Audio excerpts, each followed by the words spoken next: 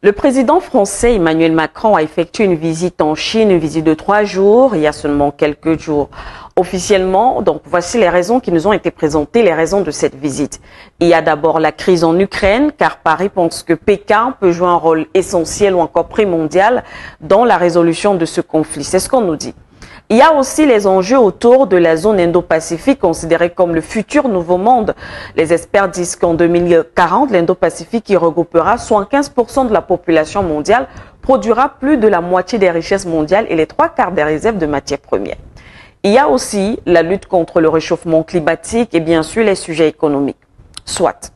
Analysons maintenant la situation sous un autre regard que celui qu'on nous impose à travers les médias occidentaux qui ont réussi bien sûr à envahir l'univers médiatique, surtout en Afrique. Alors il faut rappeler que cette visite intervient, à notre regard, dans un contexte assez particulier. D'abord après la visite du président chinois en Russie. Ensuite, après que la Russie ait pris les rênes du Conseil de sécurité des Nations Unies pour ce mois d'avril, et enfin au moment où la France en particulier et bien sûr l'Occident en général sont en mauvaise posture en Afrique. Il peut y avoir d'autres faits majeurs que vous pourrez laisser bien sûr en commentaire, mais nous allons pour ce numéro de réflexion nous atteler sur les points cités plus haut. Vous vous souvenez la visite du président chinois Xi Jinping en Russie, où il s'est entretenu avec son homologue russe, le président Vladimir Poutine. Une visite qui a fait beaucoup parler, au plus fort justement des tensions qui existent aujourd'hui entre la Russie et le bloc dit occidental. Le président chinois avait alors clairement montré la priorité qu'il accordait aux relations stratégiques entre Moscou et Pékin. Quelque temps après, alors qu'un mandat d'arrêt international a été lancé par la CPI contre le numéro 1 russe, son pays est appelé à prendre la tête pour ce mois d'avril du Conseil de sécurité des Nations Unies. Une mauvaise blague, soit encore une gifle, comme s'est exprimé d'ailleurs le président ukrainien Volodymyr Zelensky. Tout cela encore dans un contexte où la France voit l'Occident a du mal à se refaire une place en Afrique, surtout depuis le retour en force de la Russie dans le continent. Alors, que veut Paris? Que cache cette visite? Premièrement, nous pensons qu'il est question pour Paris de fragiliser le lien qui existe aujourd'hui entre la Russie et la Chine. La puissance de Pékin n'est plus à démontrer. Étant donc un allié de la Russie, il sera difficile pour le bloc dit occidental de faire tomber Moscou.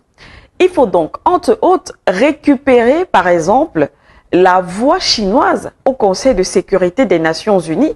Imaginez un peu ce que la Russie peut faire en un mois au sein du Conseil de sécurité de l'ONU dans ce contexte, avec une Chine comme alliée. Il se pourrait d'ailleurs que ça va chauffer là-bas durant ce mois au sein du Conseil, car selon les informations, la Russie n'a pas prévu de réunion officielle spécifiquement consacrée à la situation ukrainienne. Son programme est axé sur 2 points, on va rapidement les citer. D'abord, les risques découlant des violations des accords réglementant l'exportation d'armes et de matériel militaire, et ensuite, un multilatéralisme efficace pour la défense des principes de la Charte des Nations Unies. Et cette réunion sera présidée par le ministre russe des Affaires étrangères, M. Sergei Lavrov. Imaginez un peu la gêne. Deuxièmement, il s'agit aussi pour le président Macron, comme l'expliquent les analystes d'ailleurs sur Sputnik, de réduire les risques de compétition avec Pékin en Afrique, en rappelant que la Chine est actuellement le premier partenaire commercial de l'Afrique, pendant que la France cherche à se reconstruire, du moins une crédibilité. Il s'agit aussi troisièmement de redonner un nouveau souffle à l'économie française en plein déclin. Par exemple, la France veut aussi relancer son commerce extérieur car le pays va mal. En Afrique, ses parts du marché diminuent au fil des années. Vous le savez, les chiffres sont là. Ces exportations en Afrique ont été divisées par 2 depuis 2000. Donc, surtout en Afrique francophone. Selon les chiffres, la part de marché de la France en Afrique représente un peu plus de 7%, très loin derrière la Chine qui est à 27%. Donc, vous comprenez qu'il est important pour la France d'obtenir quelques gros contrats pour soutenir son économie. D'ailleurs, Emmanuel Macron, le président français, était accompagné par une 60aine de chefs d'entreprise françaises, dont ceux d'Airbus en ce qui concerne l'aviation, ou encore EDF, l'électricité, ou encore Veolia, l'eau et l'assainissement. Et justement, il n'est pas rentré les mains vides car plusieurs accords et contrats ont été signés. On nous parle par exemple d'une nouvelle ligne d'assemblage pour Airbus. Mais ce n'est pas seulement Paris, c'est carrément toute l'Union européenne. C'est pourquoi il s'y est rendu justement avec la présidente de la Commission de l'Union européenne, Ursula von der Leyen, parce qu'en même temps, il faut peser devant la Chine, la grande Chine, et avoir une certaine influence pour qu'on vous prenne au moins au sérieux. Il était donc question de trouver un compromis avec la Chine, ou du moins des positions communes sur les sujets stratégiques en Afrique. Vous comprenez donc que si Pékin est aussi influent économiquement, il devient un partenaire important pour Moscou. Alors, il faut casser cela.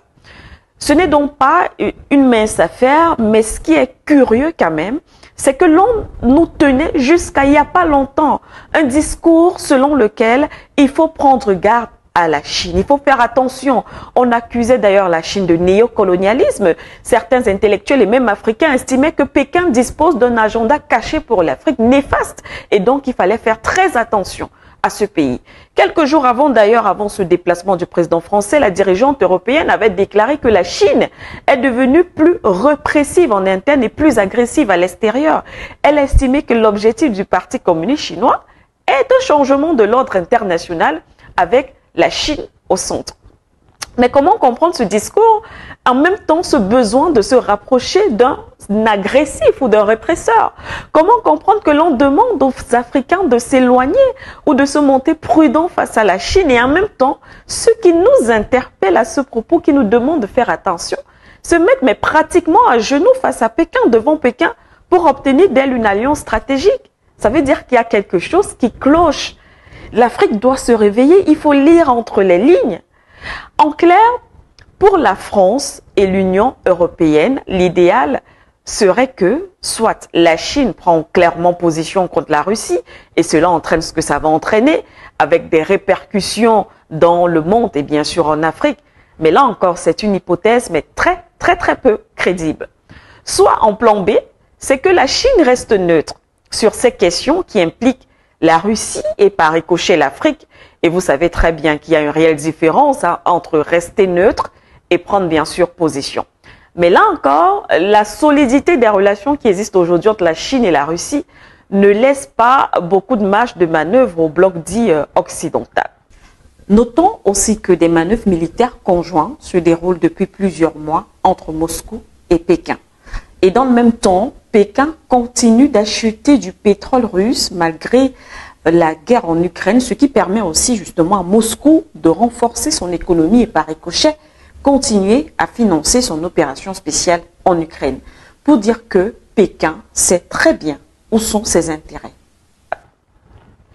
Lors de sa visite à Moscou, le président chinois Xi Jinping a souhaité que son homologue russe soit maintenu au pouvoir dans le cadre des prochaines échéances électorales. C'est donc un soutien de poids. Aux dernières nouvelles, le président chinois a accepté l'invitation de se rendre en France en 2024. Nous restons en tout cas spectateurs, observateurs, et nous serons toujours là pour analyser et tirer nos propres conclusions. Ce qui est sûr, l'Afrique est interpellée. N'oubliez surtout pas de vous abonner et d'activer la cloche de notification pour ne rater aucune de nos prochaines vidéos.